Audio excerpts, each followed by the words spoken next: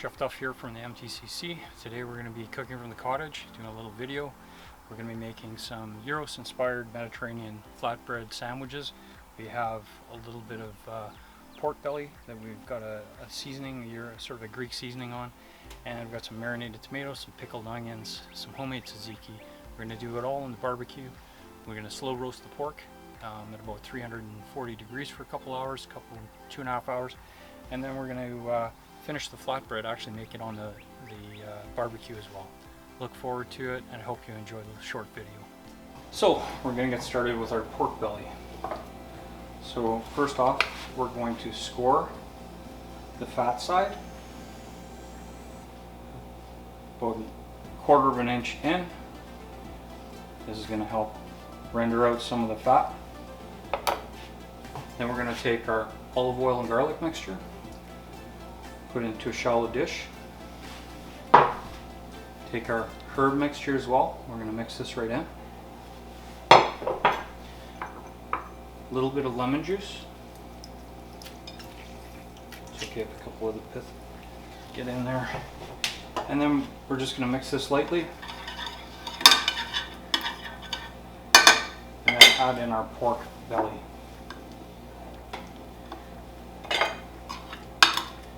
Get this nice and coated. Let this marinate for a bit.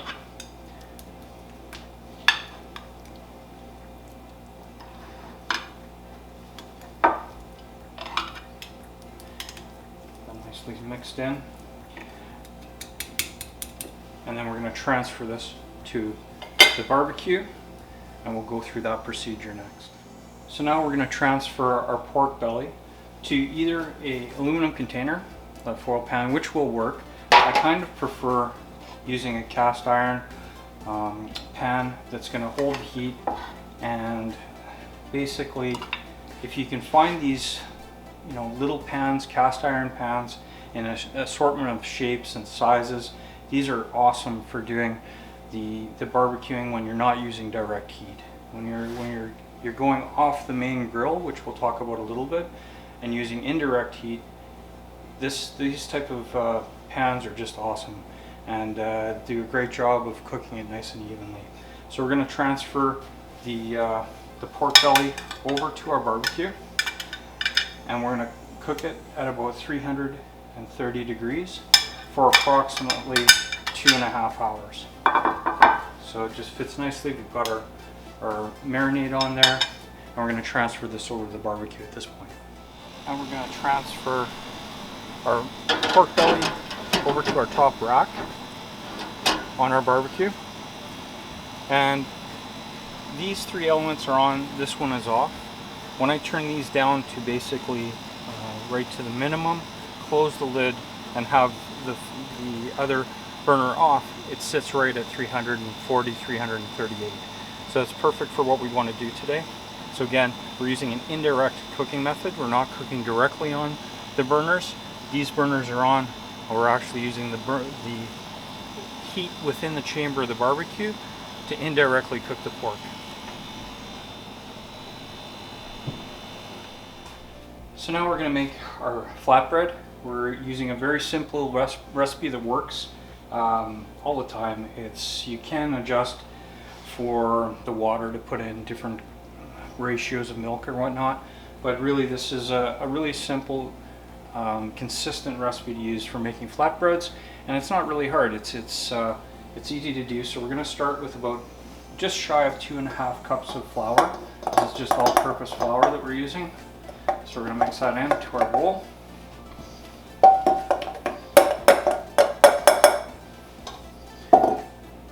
Have 1 tablespoon of olive oil, 1 cup of warm water, non-chlorinated, 1 teaspoon of yeast, and 1 teaspoon of salt. I'm just going to bring that up. And we're going to mix this on sort of a slow speed for about 5 to 8 minutes. We're going to want it to come together and pull off the side of the bowl, but it'll take about 5 to 8 minutes for that to happen. just at a sort of a slow to medium speed. And if it's not pulling, if it's a little bit wet, we can add a little bit more of the flour as we go along. You're going to need to scrape it down as we go, and again, leave for about 5 to 8 minutes. So we finished our mixing cycle. Been going for approximately 5-6 minutes. The glutens have developed nicely. We're just going to take out our bowl. We're just going to a little bit of olive oil in a stainless bowl. Just shape our nice dough into a little bit of a circle. I'm going to place this in our stainless steel bowl, just a touch more olive oil, and we're going to let this rest for approximately an hour or so in a nice warm spot, and that's basically going to double in size, and that'll be the foundation for our flatbreads. For our crunchy red onions that are going to go into our gyros, about half, 3/4 of an onion. We're going to put in a half of a lemon. This is going to help break everything down and do a quick pickle almost on the onion. And we're going to take a nice coarse sea salt, given about a good 2 solid pinch, so that we can make that bring it around, and it's going to help with the pickling process. Basically, move this around a little bit, and we're going to let those sit and marinate. Okay, so we're going to make a little bit of our dip to go along. It's kind of a tzatziki-style dip. We've basically hung some Greek yogurt just to get a little bit of the moisture out of it, and some cheesecloth. So taking about a couple of cups of that, we're just going to turn that into our mixing bowl. So we get it all out of there. Off to the side. And then we're going to start with our cucumber. We're going to put about a cup, just 3/4 of a cup of that in, and we're going to give it a little bit of a mix. And the yogurt's kind of tightened up a little bit this way, so it's not too soupy when we add in about half a lemon. So we got a half a lemon going in there. Seed. Mix that in.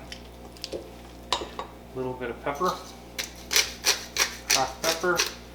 Now we've got about a good handful of equal amounts of coriander, mint, and basil. And we're just going to throw that in there. A little bit of sea salt, a couple pinches.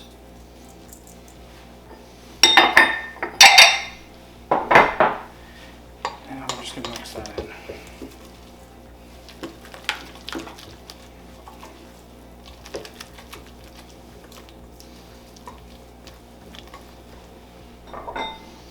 We have a nice, really fresh Tzatziki-style dip. It's going to complement our pork sandwich. Nice fresh little tzatziki.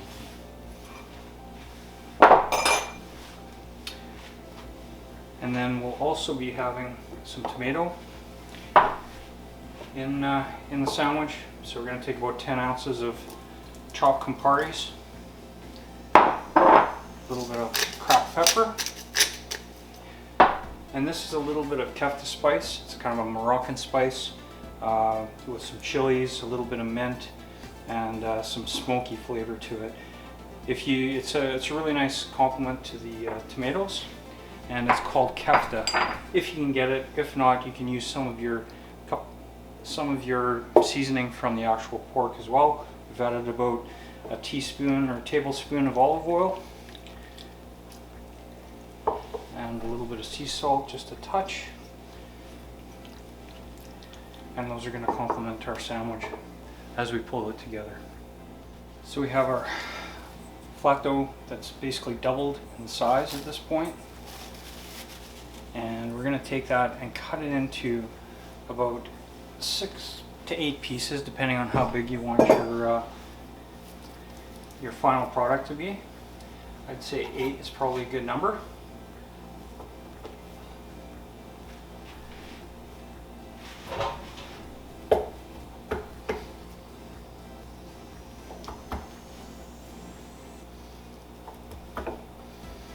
And we're going to let this rest for about 10 minutes or so. So we've let our doughs rest, and they're shaped, rest, ready to go.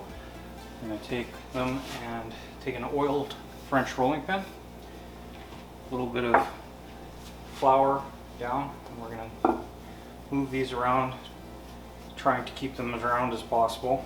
It's not always the easiest thing, but we'll just roll these out into very thin pancake size.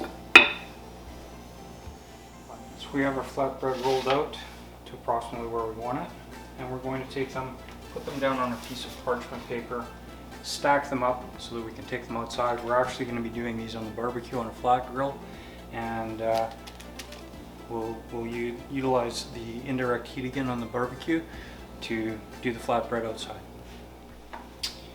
As you're doing your flatbread, you want to make sure that they don't dry out. So we're putting them down on the parchment over here, but also taking a damp cloth and just putting them over top as we go through so they don't dry out.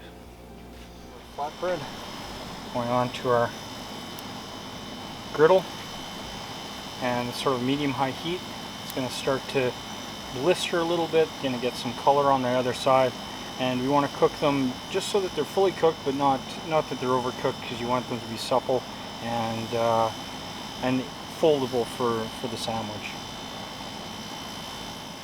And there we have our nice, beautiful, soft flatbread.